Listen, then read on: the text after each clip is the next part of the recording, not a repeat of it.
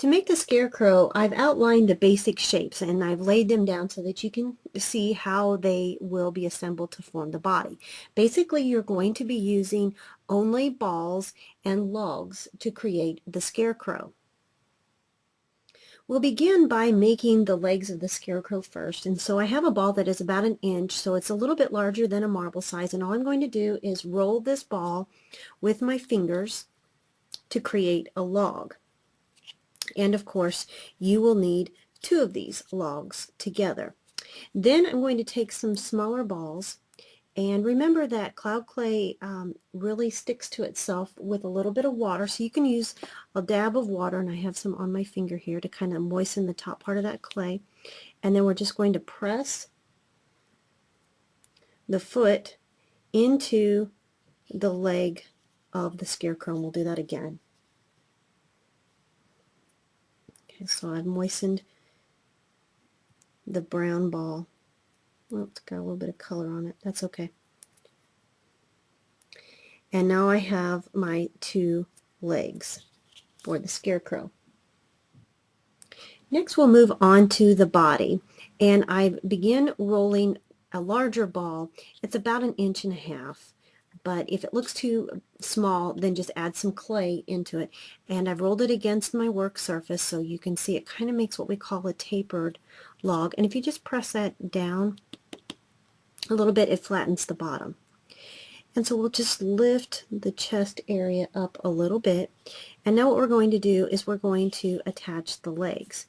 If your legs don't want to attach real easily, remember you can add a little drop of water to the areas that are going to be attached, and that'll help to bind them together. We're going to do the same thing with our arms. This time I'm working in red, and I've used a ball that is about 3/4 of an inch, so I've rolled it flat on my work surface. It's thicker at one end and thinner on the other, and I've created a little ball of white here, and we're going to take the little ball of white, put a little drop of water there, and add it to the end. This is the thick end, and bend the arm at the elbow. You can position him any way you like. So if you want his legs out a little farther, or if you want his arms open wider, this is your Scarecrow, and he can look any way you want him to look.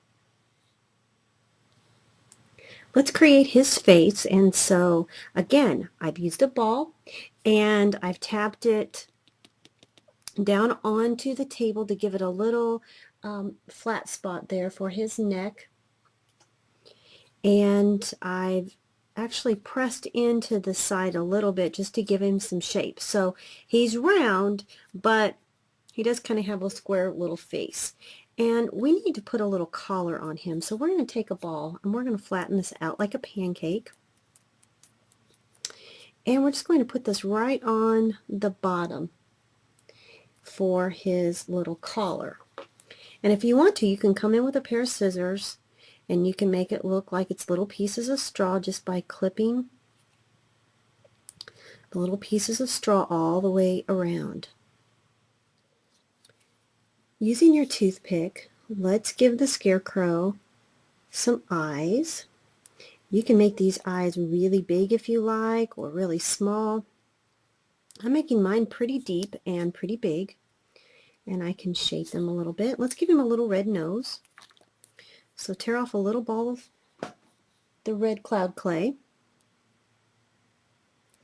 and roll this into a ball. Oops.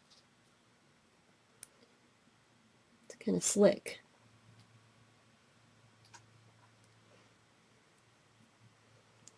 And let's press this to the front, like this. And let's make him a happy Scarecrow, give him a happy face. And give him some eyebrows. Okay. Now it's time to put him on our body.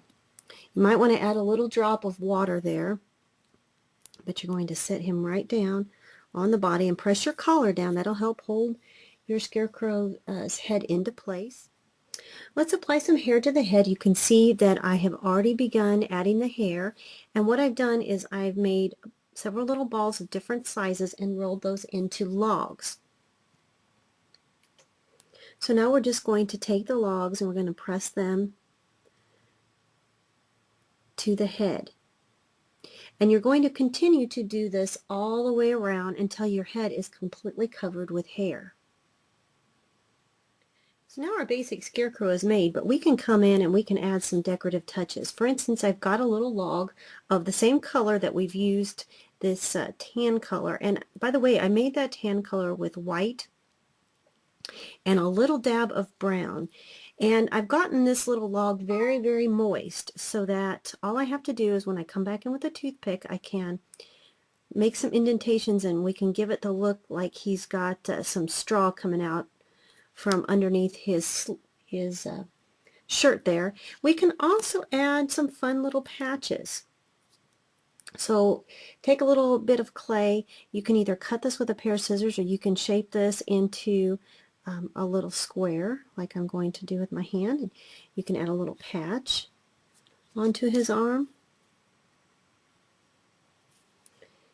And I just like to give a little extra, makes it look like it's stitched in. And I'm just doing this with a toothpick. So you can make as many patches as you want, and we can go back in these areas here and add some little straw-like effects, just like we did right here on his sleeve. Let's put something in his hand so he can hold on to it, like a little pumpkin. And so what I have for that is an orange ball, a little ball that I've made into a log of brown, and a little bit of green.